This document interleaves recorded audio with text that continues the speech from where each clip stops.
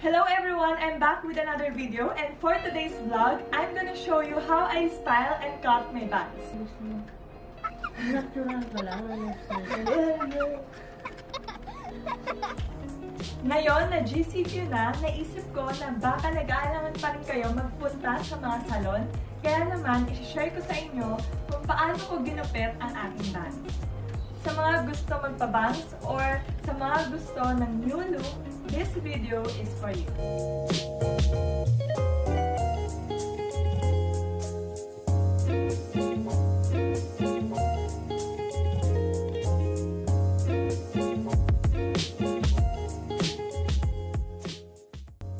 Okay, so kung mapapansin nyo, inangat ko na ang aking bangs kasi humahaba na siya and pinapahaba ko na rin ito. What we need is a hair scissor, pero pwede rin yung kung ano lang ang meron kayo sa bahay nyo. Siguraduhin nyo lang na hindi siya mapurol para hindi masira ang inyong hair. Para naman sa suklay na gagamitin nyo, I suggest yung maninipis ang ngipin. Tulad nito. Para hindi ganon kasabog yung hair nyo. Pero kung healthy naman yung hair nyo and maganda ang baksak nito, pwede na rin yung mga brush or yung mga malalaki ang ngipin. Wow! Para mas mapadali ang paggupit ng ating bangs, ay pwede tayong gumamit ng mga hair clips tulad nito. Or pwede rin yung mga ganito. And para naman sa pag-style, meron ako ditong hair rollers. Rollers na. Kung mapapansin nyo, magkaiba sila ng size kasi magkaiba rin sila ng effect. Meron din tayong plancha and of course, hair blower. So para dun sa may mga buhaghag na hair and dry yung hair, for me, essential yung mga ito. And importante rin yung mga hair products na nagbibigay shine sa ating hair. Any hair products na hiyang nyo na ay pwede nyong gamitin. Let's get started. But before that, shout out kay John Christopher Marbilla. Hello sa inyo dyan sa Bicol. Naray na aga sa inyo dyan kung morning nyo man ito pinapanood. Gusto ko na rin mag-thank you sa lahat ng mga nag-subscribe, nag-hit ng notification bell, nag-like, nag-comment sa Facebook and kahit sa YouTube ko. Sobrang thank you po.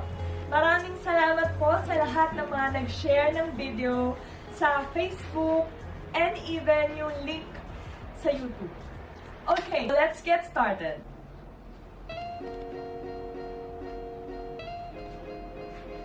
So first, kailangan nyo bumuo ng V-shape. Mula dito sa tuktok, papunta sa side. So, ang pwede nyong gawin para malaman nyo ang tamang sukat or tamang kapal na kukunin ninyo, pwede nyong gawin ay gamitin ang inyong middle fingers with S kasi tatlo sila. So, as you can see, pinatong ko lang na ganyan. And then, suklayin nyo yung mga part ng hair nyo na hindi naman kailangan. Pwede nyo pabawasan kung hindi kayo satisfied sa nakuha nyo.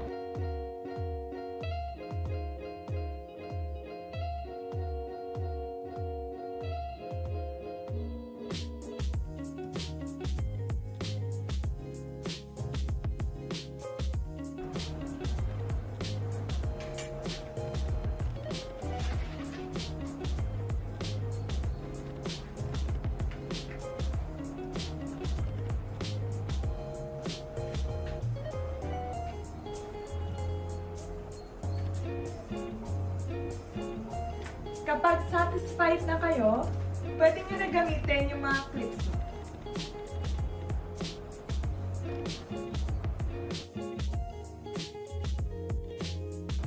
After nyo na makuha, next na gagawin na natin ay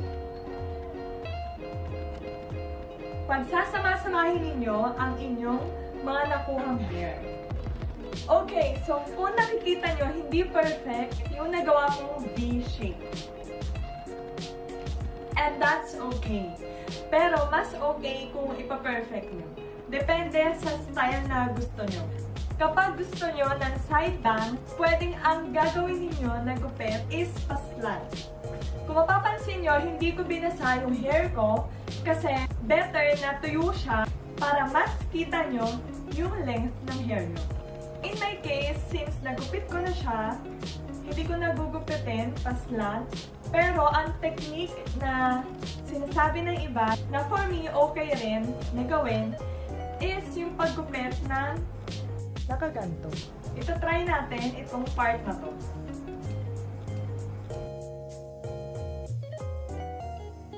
Kung gusto nyo ng side bangs, uunahin nyo yung part na kung saan ay gusto nyo na mas kita yung forehead nyo. Para naman sa ayaw yun at gusto ng fringe or ng full bangs, hindi ko na gugupitan ng mas maikli pa yung bangs ko kasi pinapahaba ko na rin siya. Pero ipapakita ko lang sa inyo yung ginawa ko last time. Kung makikita nyo, ito lang yung gamit ko.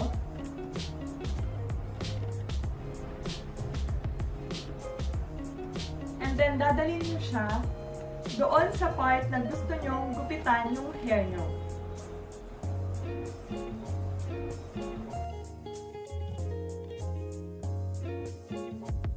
Okay, so since mahaba na yung bangs ko, pwede natin siyang pulutin. Sa pagkukulot naman, huwag natin pagsabay-sabayin. Kukuha lang tayo ng maninipis na part.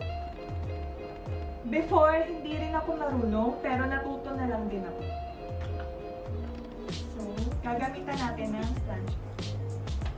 Then, yung dulo lang. Then, kuha ka ulit.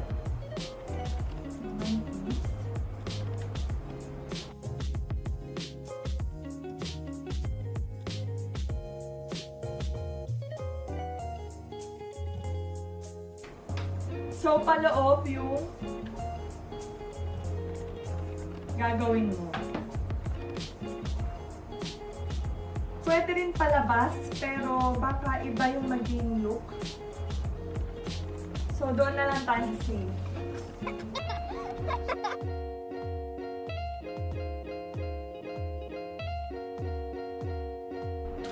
So, in my case, na mahaba na yung bangs ko, pwede natin siya hatiin sa gitna para makakita pa rin ako.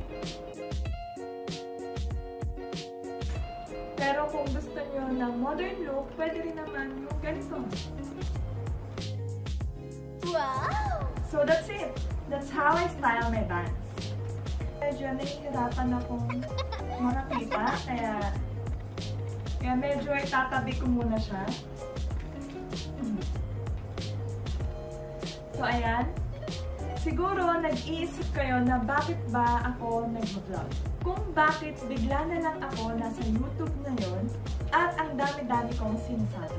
Well, the reason why I started vlogging is dahil gusto ko talaga siya. May mga dreams tayo na hindi natin masabi sa iba, not because it's too small, but because iniisip mo it's too big. Yung parang ang ambisyosa ko naman. I'm not saying na dream ko na maging vlogger, pero gustong-gusto ko yung picture na nakakapagsalita ako, nakakapag-share ako, nakakapag-encourage ako, kahit na ako mismo, kailangan ko yun.